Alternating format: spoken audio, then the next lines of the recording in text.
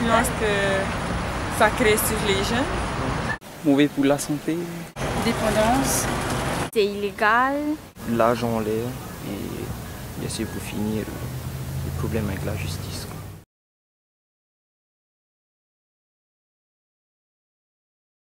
Oui, il y a les drogues douces et les drogues dures. Ah, je sais pas. Peut-être. Pour les conséquences, peut-être comme les drogues dures, elles sont plus fatales pour les humains par rapport aux drogues douces. Oui, drogue dure, cocaïne, j'en passe. Et c'est tout. Et la drogue douce, le cannabis, pour moi, ça doit être moins, c'est moins addictif, c'est moins aussi d'argent pour le cannabis, mais sinon pour différencier ça, je dirais plutôt l'effet que tu as.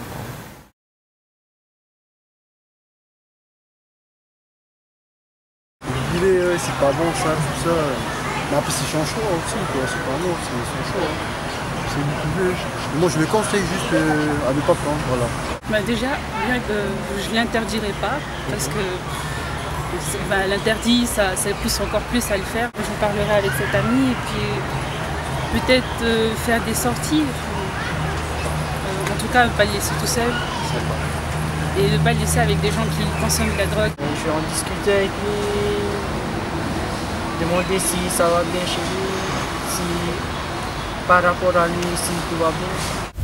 Le conseiller et puis le tirer avec moi dans le sport pour qu'il laisse de côté la drogue et qu'il fasse du sport au lieu de se droguer.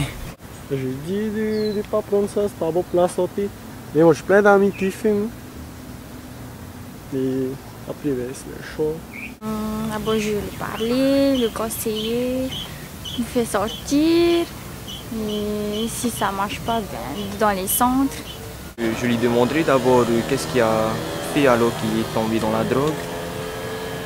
Enfin, essayer de trouver la solution au problème, quoi. Parce que normalement ça commence toujours par quelque chose qui s'est passé dans ta vie, quoi. Mais j'essaierai de l'écouter, de savoir, de m'adapter à lui, à ses besoins et de lui conseiller dans les moments qu'il faut. On ne peut pas parler de drogue dure ou de drogue douce, car toutes les drogues, d'une manière générale, peuvent être dangereuses pour la santé. La gravité, elle vient du produit, certes, mais aussi de la quantité qu'on en consomme, de la fréquence avec laquelle on en consomme et de l'effet recherché s'il est très fort ou moins fort. Ce qui fait la gravité aussi, c'est la vulnérabilité du consommateur, c'est-à-dire s'il est très jeune, et on sait très bien que les conséquences de la consommation chez les jeunes enfants et chez les adolescents vont être beaucoup plus importantes quand ils vont arriver à l'âge adulte que s'ils n'avaient pas consommé. Ça va venir aussi si on consomme quand on n'a pas le moral, par exemple, quand on est dans une phase avec du souci, du stress, ou si on va consommer uniquement dans une période festive.